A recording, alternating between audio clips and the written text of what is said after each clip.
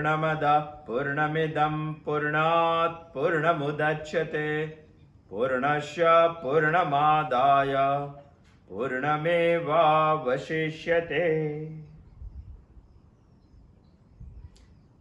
ईशावास्य उपनिषद के बारे में हम चिंतन कर रहे हैं। उपनिषद हमारी माँ है, इसलिए उपनिषद हमारी उंगली पकड़कर हमें उन्नति के मार्ग पर ले जाना चाहती है। यदि हमें इसका पहला मंत्र समझ में नहीं आया तो उपनिषद हमें दूसरा मंत्र बताती है। कुर्वन्नेवेह कर्माणि जिजीविषेच्छतं क्षमा एवं तैनान्यथेतोष्टि न कर्म लिप्यते नरे। इसी मंत्र में कुल 4 बातें बताई गई है। इस मंत्र में पहली बात बताई गई है जो हमने सोची है।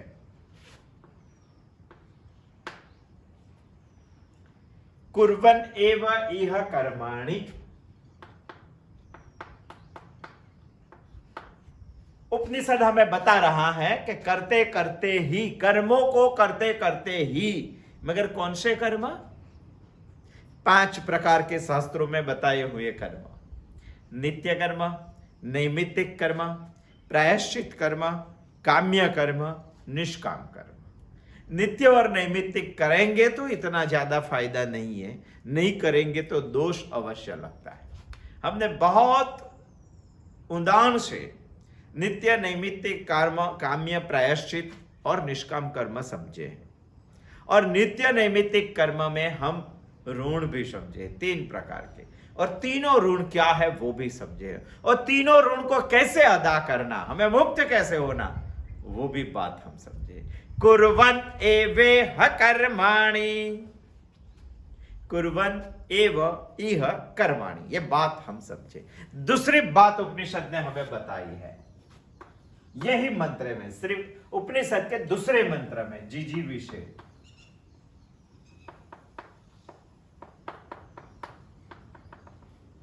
कुर्वन् एव इह, कुर्वन्नेवेह कर्माणि, कर्मों करते करते ही कहां तक? जिजीविषेच्छतं क्षमा, 100 साल तक जीने की इच्छा रखनी चाहिए। इस योनि में, मनुष्य योनि में, इह लोक में कर्मों करते करते ही 100 साल तक जीने की इच्छा रखनी चाहिए। ये बात, 2 बात उपनिषद ने हमें बताई। तीसरी भी बात ये मंत्र में हमें उपनिषद बता रहा है।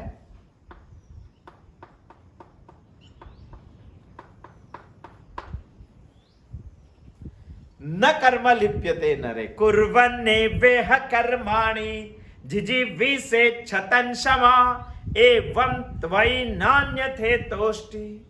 कर्म लिप्यते नरे। हमें 100 साल तक कर्मों करते करते ही जीने की इच्छा रखनी चाहिए। क्यों? क्योंकि इसी तरह से कर्म करते रहने से कर्म का लेपायमान होता नहीं है। नर को कर्म का लेपायमान नहीं होता है।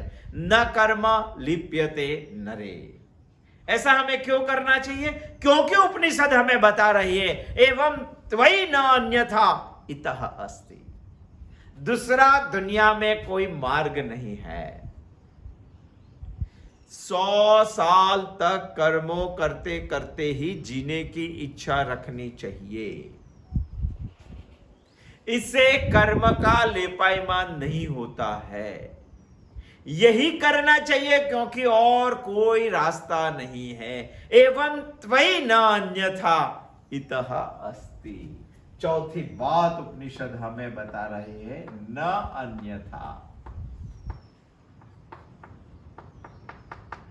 इतः अस्ति। 4 बात उपनिषद ये मंत्र में हमारे लिए बता रही है। ये मंत्र इतना आसान है कि हमें समझ में आना चाहिए। यदि ये मंत्र हमें नहीं समझ में आया तो ईशावास्य उपनिषद का हमारे लिए कोई मतलब नहीं। कुर्वन्नेवेह कर्माणि जिजीविषेच्छतं क्षमा। 100 साल तक कर्मों करते करते ही जीने की इच्छा रखनी चाहिए। न कर्म लिप्यते नरे। क्योंकि नर इसी कर्मों से लेपायमान नहीं होता है। एवं त्वयि न अन्यथा इतः अस्ति, और कोई दूसरा रास्ता नहीं है। यह बात बहुत गौर से हमें सोचनी चाहिए। वैसे तो उपनिषद हमें बहुत गुतार्थ बता रहा है, हमें बहुत गंभीरता से इसका अध्ययन करना चाहिए, इसका अध्ययन करना चाहिए। यह हमें बता रही है, पहली बात हमने समझ ली, दूसरी बात हमने समझ ली। आज हम तीसरी बात समझने का प्रयत्न करेंगे। न कर्म लिप्यते नरे, न कर्म लिप्यते एवं त्वयि न अन्यथा इतः अस्ति, दूसरा कोई मार्ग नहीं है। तो हमें सोचना चाहिए कि उपनिषद बता रही है कि 100 साल तक कर्म करते रहे 100 साल तक कर्म करते करते ही जीने की इच्छा रखेंगे तो कर्म लेपायमान नहीं होता है। यदि कर्म लेपायमान हुआ तो क्या होगा, वो हमें बात समझ में आनी चाहिए। तभी न कर्म लिप्यते नरे, ये बात हमें बहुत अच्छी तरह से समझ में आएगी। यदि कर्म लेपायमान हुआ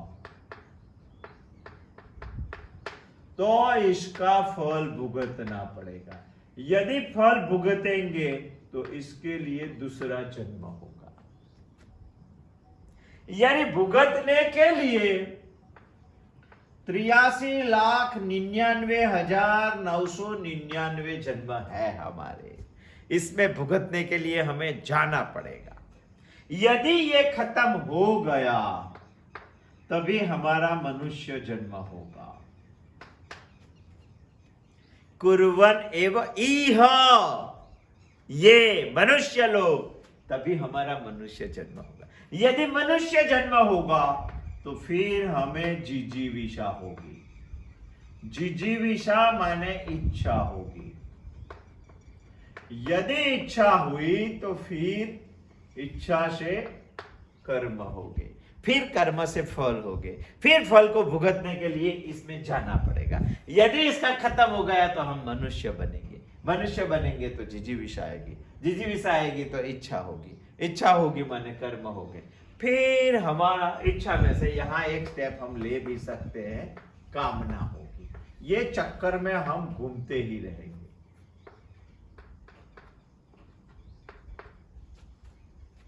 ये चक्कर में हमें घूमते ही रहेंगे, इसी को ही बोलते हैं तो संसार। इसमें से हमें मुक्त होना है, यहां हमें घूमना नहीं है, यहां से हमें मुक्त होना है। इसी को ही बोलते हैं मुक्ति, इसी को ही बोलते हैं मोक्ष। यदि ये करना है तो इस चक्र में से हमें बाहर निकलना है। यदि नहीं निकले तो समझ लेना कर्म आपको लेपायमान है। उपनिषद हमें ये रास्ता बता रही है, न कर्म लिप्यते नरे, मनुष्य को कर्म लेपायमान नहीं। ये किसी जन्म को लेपायमान नहीं होता है, यही जन्म में लेपायमान होता है। मनुष्य जन्म में ही लेपायमान होता है, क्योंकि कर्मों करने की इच्छा मनुष्य जन्म में ही होती है। इसीलिए उपनिषद बता रहे हैं कि यहां से ही शुरू करो, यहां से ही शुरू करो, इसको भी साथ में ले लो और इसको भी साथ में ले लो। कर्म करते करते ही 100 साल तक जीने की इच्छा रखनी चाहिए। कर्मों माने 5 प्रकार के कर्मों, इसमें सत्कर्म भी आ जाता है, शुभ कर्म भी आ जाता है, कर्तव्य कर्म भी आ जाता है। इसके बारे में हमें सोचना चाहिए। उपनिषद हमें बता रहे हैं, ऐसा रास्ता बता रहे हैं कि कर्म आदमी को लेपायमान नहीं होते। न कर्म लिप्यते नरे, ये बात हमें समझनी है। ऐसा करने से कर्म की लेपायमान नहीं होती है।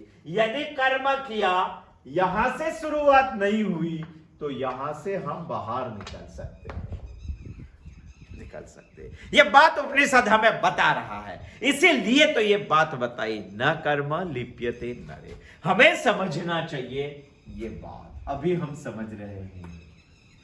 लिप्यते यहां बताया है पहली पंक्ति में, जिजीविषेत, जीने की इच्छा, कर्मों करते करते 100 साल तक। न कर्म लिप्यते नरे। वैसे हम लिप्यते के बारे में सोचेंगे तो 3 स्तर की कक्षा हम बता सकते हैं। ऐसा शास्त्रों ने हमें बताया, 3 प्रकार के लोग के बारे में हम सोच सकते हैं। पहला है, सामान्यतः सोचेंगे तो पहला है जिजीविषा। जिसको जिजीविषा है वो आदमी की जो बात करेंगे तो जिजीविषा वाला कर्म से लिप्य होता है। अजिजीविषा न लिप्यते।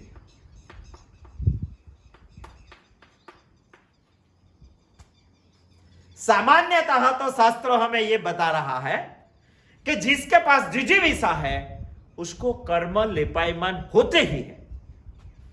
अजिजीविषा यानी जिजीविषा का विरुद्धार्थ जिसके पास है, अजिजीविषा जिसके पास है, इसको कर्म लेपायमान नहीं होते। हम सोचे कि कर्म लेपायमान होने से क्या होता है, कर्म लेपायमान नहीं होने चाहिए, मगर जिसके पास जिजीविषा है उसको तो कर्म लेपायमान होते हैं। जिसके पास अजिजीविषा है उसको कर्म लेपायमान नहीं होते। उपनिषद कोई तीसरी और अजीब ही बात बता रहा है। उपनिषद क्या बता रहा है? कर्म करेंगे, जिजीविषा होगी,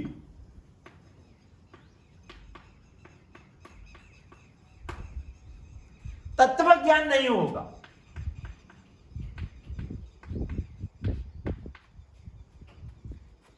और उपनिषद बता रहे हैं कि ये तीनों बाबत होके फिर भी न लिप्य ओ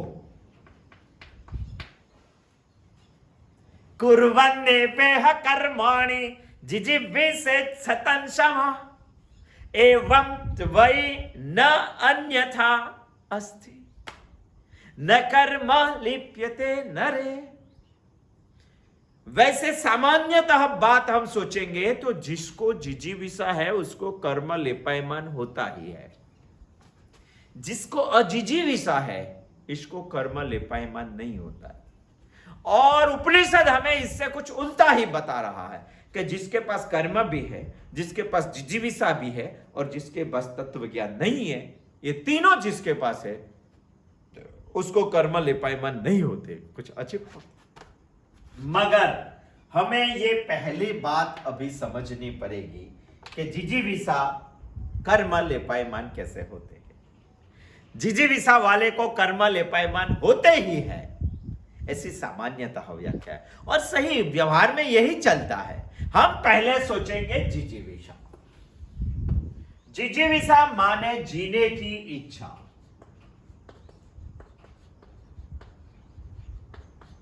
जिसको हम बोलेंगे जिजीविषा। जिजीविषा सबको होती है, सबको होती है। मगर हम सोचेंगे कि प्राणी मात्र को जिजीविषा होती है, मनुष्य को भी होती है। वैसे तो नहीं होनी चाहिए आदमी को, क्योंकि जीना तो है ही, आए तो जीना पड़ेगा। इसमें जीने की इच्छा करने की क्या जरूरत है? जरूरत नहीं है। फिर भी आदमी को जीने की इच्छा होती है। क्यों होती है? हम सोच रहे हैं जिजीविषा के बारे में, इसीलिए सोच रहे हैं कि उपनिषद ने बताया न कर्म लिप्यते नरे। हम सोच रहे हैं कि जिसको जिजीविषा है उसको कर्म लेपायमान होता ही है।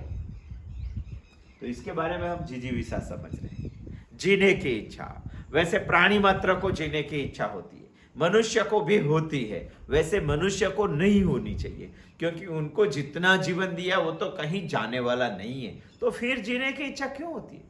कई लोग बोलते हैं कि जीवन में बहुत सारा सुख है इसीलिए जीने की इच्छा होती है। ऐसा नहीं है। दुखी लोगों को, शोकातुर लोगों को भी जीने की इच्छा होती है। यदि दुखी है कोई आदमी, चलो दुखी है तो अग्नि में हाथ क्यों नहीं डालता है? दुखी जीने की इच्छा नहीं है तो आग में हाथ क्यों नहीं डालता है? जल जाता है, डर लगता है, नहीं डालता। पानी में खुद ही क्यों नहीं लगा देता है? डूबने का भय लगता है। क्या है इसमें? जीने की इच्छा आदमी को क्यों? पहले तो इच्छा क्यों होती है? कोई भी चीज की इच्छा। शास्त्रों बता रहे हैं कि जिस चीज का अभाव का द्वेष यदि हमारे मन में खड़ा हो गया, इसकी हमें इच्छा होती है। अभाव का द्वेष माने कैसे? एक एग्जांपल से समझते हैं कि एक धनी आदमी है। वो धनिक आदमी इसके पास इतना ज्यादा धन तो नहीं है, फिर भी है, चला रहा है, फोगत का कहीं से भी लेता नहीं, जीवन अच्छा चलता है। उसका एक समारंभ था, ये समारंभ में सब लोगों को निमंत्रण दिया गया था। इसी में इसके सलाहकार ने कुछ ऐसा दिया, बोला कि ये आदमी को भी हम निमंत्रण देंगे। तो वो बोल रहे कि ये कैसे है, उसको निमंत्रण देते हैं। तो जो धनी आदमी थे उन्होंने बताया कि उसको निमंत्रण नहीं देना है, वो कंगाल है। कंगाल को निमंत्रण क्यों नहीं देना है? धन के अभाव का उसके मन में द्वेष है। इसके पास धन नहीं है, धन नहीं है तो धन का अभाव है, धन का अभाव का उसके मन में द्वेष है, तो इसके मन में इच्छा होती है। वैसे तो हम खुद का घर लिए बगैर भी जीना जी सकते, किराए के घर में जी सकते। खुद का घर की क्या जरूरत है, क्या जरूरत है? इसको यहां एक दिन छोड़ के तो चला जाना है, फिर भी हम खुद का घर लेते हैं कि नहीं लेते? क्यों लेते? क्योंकि इस व्यवहार में हमारे सभी संबंधी ऐसे इच्छते हैं कि आपका खुद का घर होना चाहिए, और जिसका घर नहीं होता है इसका द्वेष होता है, घर के अभाव का द्वेष होता है। इसीलिए हमारे मन में भी खुद का घर लेने की इच्छा होती है। जीवन के अभाव का भी हमारे मन में द्वेष है, इसीलिए हम इसी जीवन को, इसी शरीर को छोड़ना नहीं चाहते। छोड़ना माने मृत्यु हम नहीं चाहते। क्यों? वैसे सोचेंगे तो एक बात का हम निष्कर्ष निकाल देंगे कि हमें जिजीविषा इसीलिए है, जीने की इच्छा इसीलिए है क्योंकि हमें मृत्यु का डर है, और कोई कारण नहीं, सुख कारण नहीं है, दुख कारण नहीं है। इच्छा हमें इसीलिए है जीने की क्योंकि हमें मृत्यु का डर है।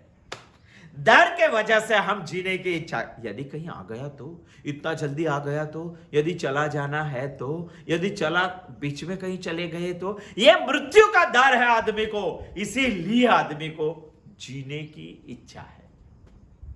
इसको ही हम जीने की इच्छा बोलते हैं। यदि हमें ये डर निकालना है तो कैसे निकाल सकेंगे?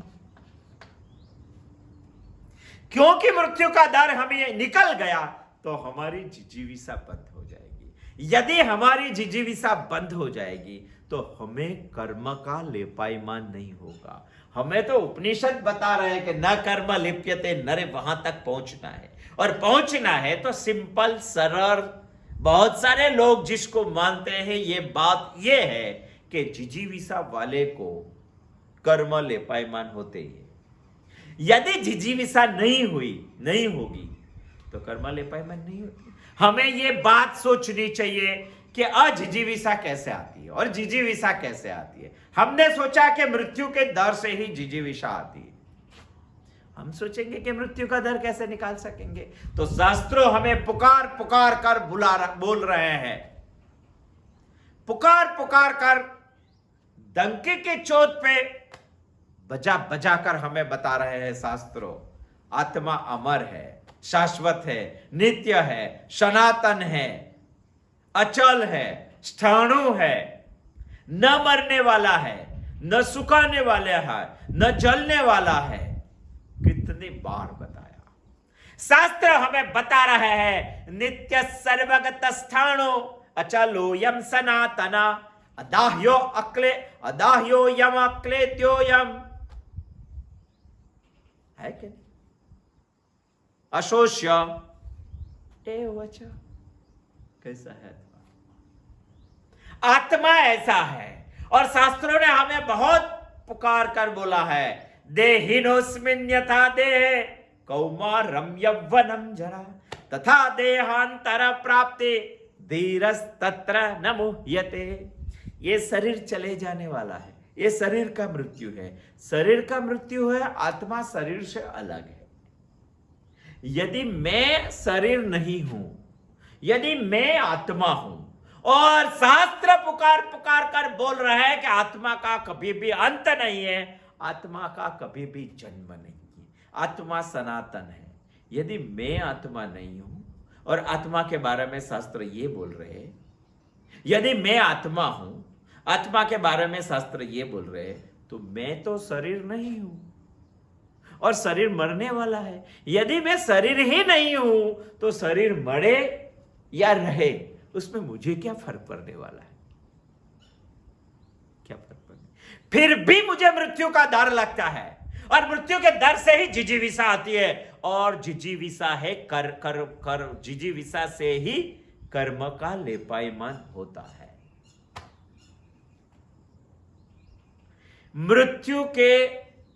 मृत्यु से हमें भय क्यों हो रहा है? डर निकालना है तो शास्त्रों का अध्ययन करो, मगर हमें मृत्यु का भय क्यों हो रहा है? मृत्यु का भय होने का एक ही कारण है, देहाध्यास, जिसको हम बोलेंगे तादात्म्य अध्यास।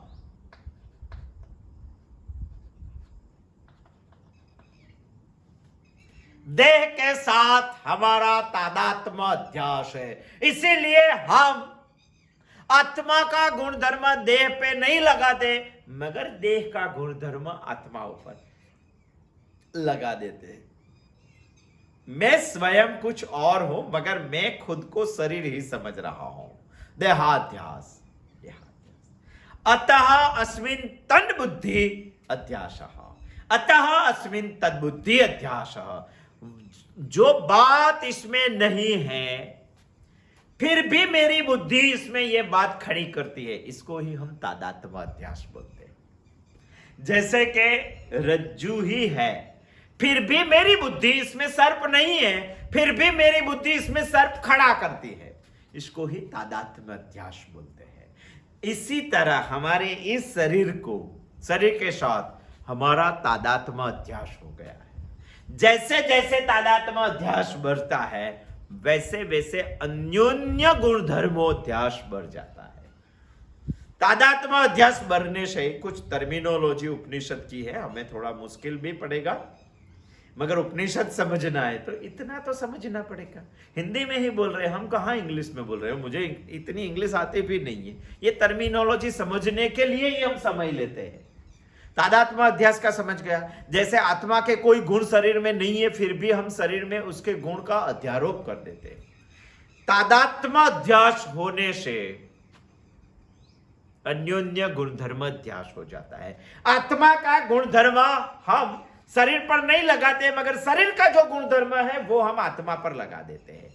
जैसे कि मैं खुद आत्मा हूं, न मरने वाला, फिर भी मैं शरीर हूं मरने वाला, ऐसा तादात्म्य अध्यास मुझे हो जाता है। मेरी बुद्धि इसमें जो नहीं है उसको खड़ा कर देती है, इसको ही हम बोलेंगे तादात्म्य अध्यास। एक एग्जांपल से हम समझेंगे, जैसे कि कुहाड़ी, लोखंड की कुहाड़ी आती है, स्टील की, लकड़ा काटने के लिए, वो एक लोहार के यहां पड़ी हुई है, उसको गर्म करके कुछ इसको करना है, इसलिए बत्ती में डाल के उसके जो धमन चलाते हैं उसकी बत्ती में डाल के उसको लाल कर दिया, यानी अग्नि वाली कुहाड़ी ऐसा बोला जाता है। क्या हुआ? हमें ऐसा लगता है कि ये कुहाड़ी अग्नि है, वैसे अग्नि नहीं है, फिर भी हमें अग्नि लगती है। क्यों? अग्नि और कुहाड़ी के बीच तादात्म्य अध्यास हो गया है। तादात्म्य अध्यास हो गया એટલે अन्योन्य गुण धर्म अध्यास भी हो गया है। वैसे तो कुहाड़ी कभी लाल नहीं होती, अग्नि कभी काली नहीं होती, फिर भी अग्नि कुहाड़ी में प्रवेश करने से कुहाड़ी को लाल बना देती है। हमें कुहाड़ी लाल दिखाई देती है, इसका मतलब है अग्नि का प्रवेश है। वैसे तो अग्नि का कोई आकार नहीं है, वो निराकार है, फिर भी कुहाड़ी में आने से वो कुहाड़ी जैसे आकार की लगती है, अन्योन्य गुणधर्माध्यास। वैसे एक स्फटिक की बात करेंगे, यदि एक स्फटिक यहां रखा है, इसके पीछे एक लाल पुष्प रखा है और स्फटिक को हम यहां से देखते हैं तो स्फटिक तो वैसे नीट एंड क्लीन है, फिर भी हमें स्फटिक लाल दिखाई देता है। यदि हम ये साइड से पुष्प देखेंगे तो पुष्प हमें स्फटिक की वजह से चमकता हुआ दिखाई देता है। स्फटिक में लाल कोई कलर नहीं है, फिर भी पुष्प का कलर लाल स्फटिक में दिखाई देता है। अन्योन्य गुण धर्माध्यास। पुष्प में कोई चमक नहीं है, फिर भी स्फटिक के वजह से पुष्प भी चमकता हुआ दिखाई दे रहा है। ऐसा ही है इस देह और आत्मा के बारे में। वैसे आत्मा न मरने वाला है, मगर इसमें आत्मा होने के कारण हमें ऐसा लगता है कि शरीर न मरने वाला है। शरीर मर जाता है, इसका अन्योन्य गुण धर्म के वजह से हमें लगता है कि आत्मा भी मर जाता है।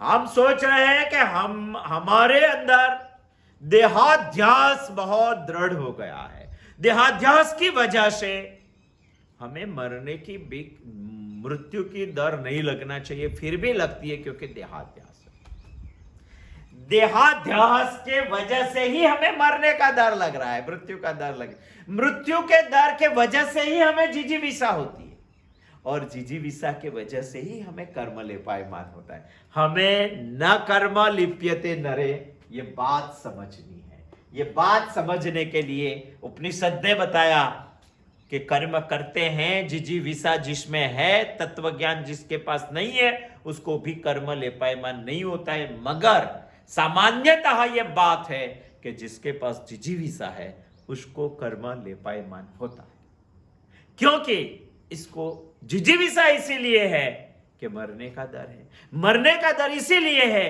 क्योंकि देहाध्यास है। हम सोचेंगे कि देहाध्यास क्यों है? देहाध्यास का एक कारण है मनोध्यास। हमें देहाध्यास क्यों है? हमें देहाध्यास इसीलिए है क्योंकि हमें मन के साथ भी तादात्म्याध्यास है। वैसे मैं मन नहीं, फिर भी बहुत सारे लोग जीते जीते ऐसे मानते हैं कि मैं ही मन हूं। इसी को ही बोलते हैं मनोध्यास।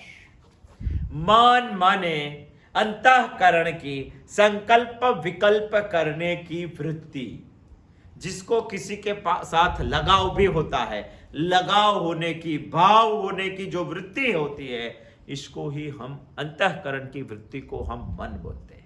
इसी मन के साथ ही सभी इंद्रिया मल के पूरे जगत के व्यवहार कर रहे हैं। मन ही पूरे जगत का व्यवहार मन ही कर रहा है।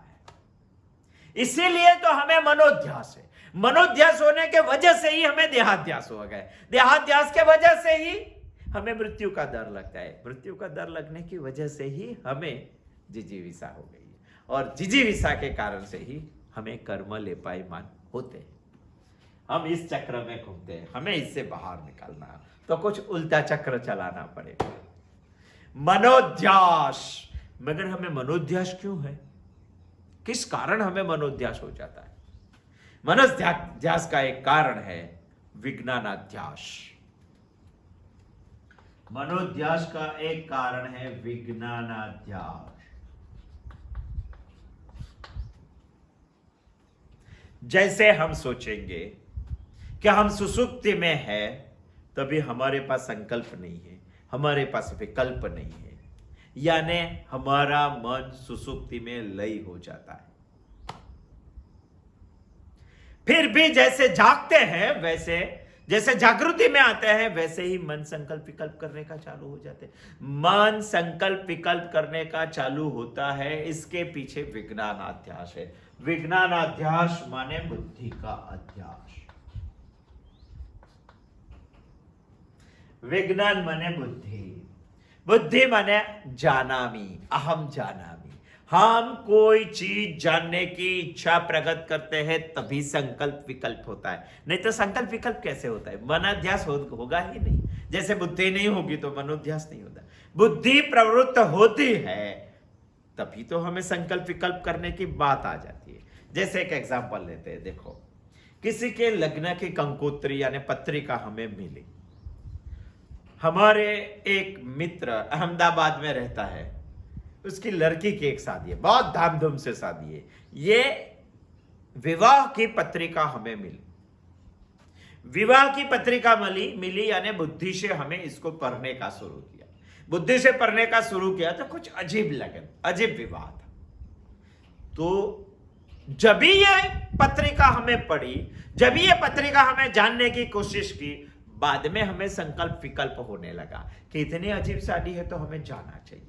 उसी दिन हमारे घर पे भी एक छोटा प्रसंग है, हम जाए या ना जाए, हम जाए तो किसके साथ जाए, और किसके साथ जाए तो कौन सी गाड़ी में जाए। ये गाड़ी ले जाएंगे तो अच्छी नहीं लगेगी, इतना बड़ा प्रसंग है तो बड़ी गाड़ी चाहिए। हम जाएंगे तो इसकी लड़की के लिए क्या लेके जाएंगे। और अहमदाबाद में दूसरा भी 2-3 कारण है, काम है, वो काम निपटा कराएंगे। यदि हम जाएंगे, इतनी बड़ी साड़ी है, इतने बड़ा विवाह है, तो मेरी बीवी को लेके जाएंगे कि नहीं लेके जाएंगे। यदि घरवाली को साथ में ले जाना है तो इसको कौन सी साड़ी पहनाएंगे, मैं कौन से कपड़े पहनूंगा, उसी दिन बूथ कौन सा पहनूंगा। वो सब संकल्प विकल्प तभी खड़ा होता है जब बुद्धि जानने की शुरुआत। यदि पत्रिका ही हमारे घर पे नहीं आई तो मन कहां दौड़ता। यदि पत्रिका आ गई, बुद्धि ने समझने की कोशिश की, तब दूसरे दिन से मन ने दौड़ने की शुरुआत कर दी। कोई भी बात मन वैसे नहीं दौड़ता है। हमें मनोध्यास इसीलिए है कि हमें विज्ञानाध्यास हो जाता है। हम समझने लगते हैं ये सब अविद्या का आवरण है। जैसे जैसे अविद्या का आवरण बढ़ते हैं वैसे तादात्म्य होता है, तादात्म्य अध्यास होता है, अन्योन्य अध्यास हो जाता है। बाद में इसी चीज के साथ हमें अध्यास हो जाता है। हमें कई बार लगता है अहम देह हो, मगर देह लगने का कारण एक ही है, अहम संकल्पयामी, मैं मन हूं, मैं मन हूं, इसका जन्म इसमें से होता है। मैं बुद्धि हूं, अहम जानामि, होता है कि नहीं? मगर विज्ञान अध्यास का जन्म किससे होता है? विज्ञान अध्यास का जन्म होता है अहंकाराध्यास।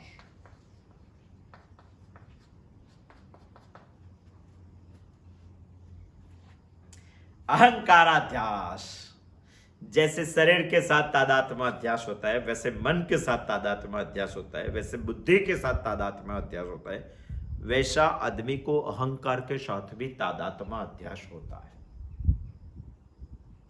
और अहंकार के साथ इतना दृढ़ तादात्म्य अध्यास होता है, यदि आप प्रयत्न करेंगे तो शरीर का तादात्म्य अध्यास में से मुक्त हो सकेंगे। आप ट्राई करेंगे, शुरुआत करेंगे तो मन का तादात्म्य अध्यास में से भी निकल सकते, विज्ञान का अध्यास में से भी आप निकल सकते। मगर अहंकार का तादात्म्य अध्यास इतने जन्माराओं से दृढ़ हो चुका है कि इसमें से निकलना बहुत मुश्किल है।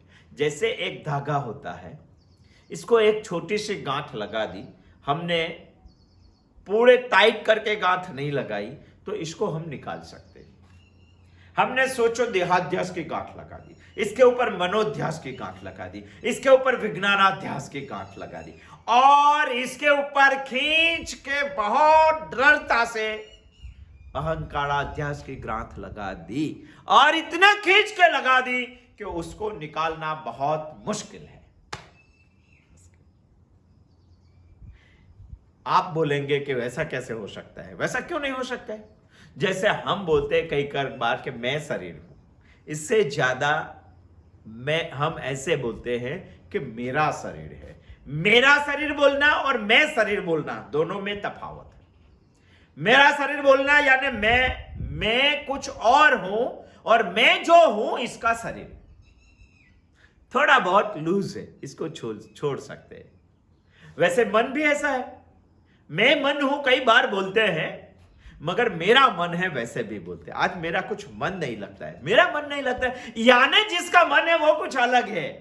इसकी बहुत गहराई से समझ है, इसीलिए वो तादात्म्य अध्यास में से भी हम छूट सकते।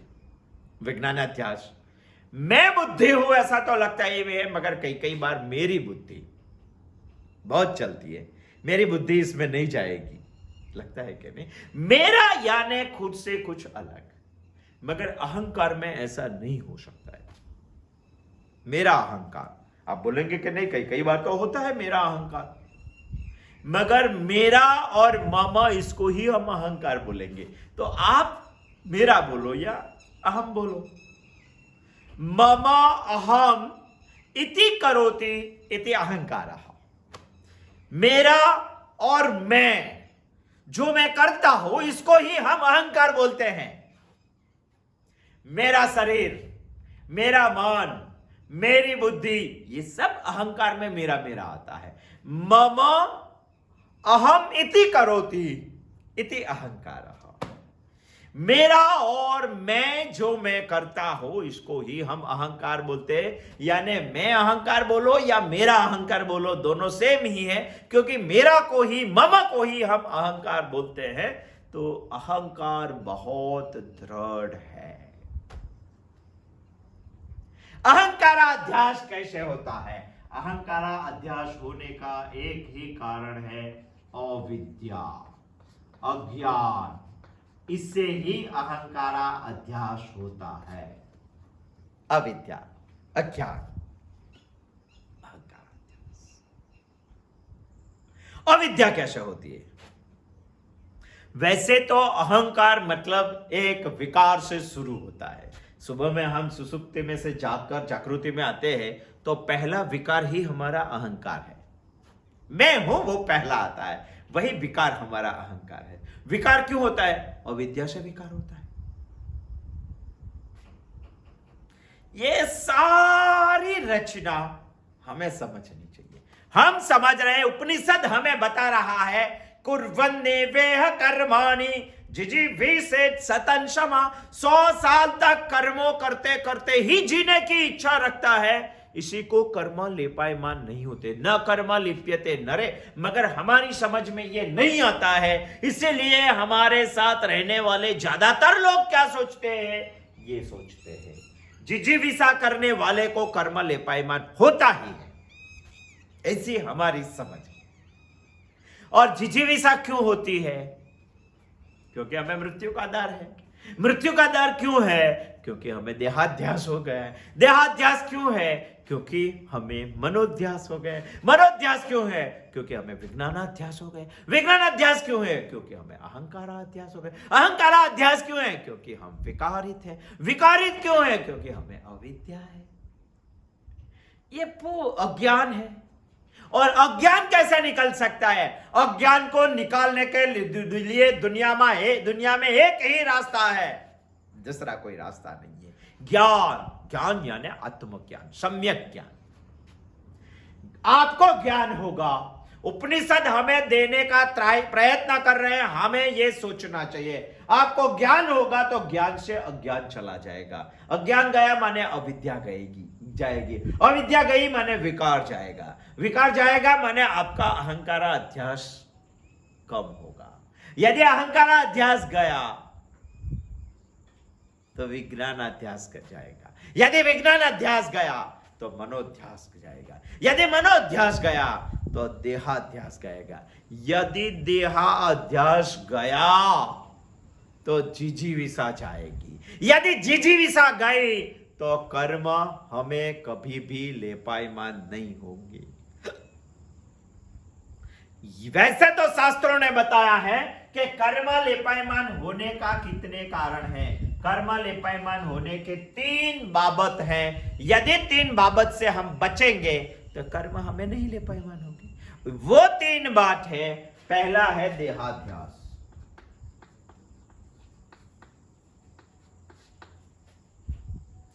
दूसरी बात है कर्तृत्वाध्यास,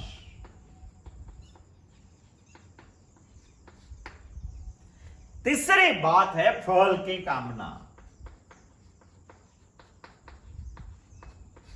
ये तीनों बातें जिजीविषा में आ जाती है। इसीलिए तो हम सामान्यतः लोग की मान्यता यह है कि जिजीविषा वाले को कर्म लेपायमान होते ही है। जब वैदिक पूजा करवाते तभी क्या बोलते हैं? हम पहले बोलते हैं तो हमें पहले संकल्प करवाते कि नहीं? अहम अमुक नामः, अहम अमुक गोत्रः, अहम संकल्प,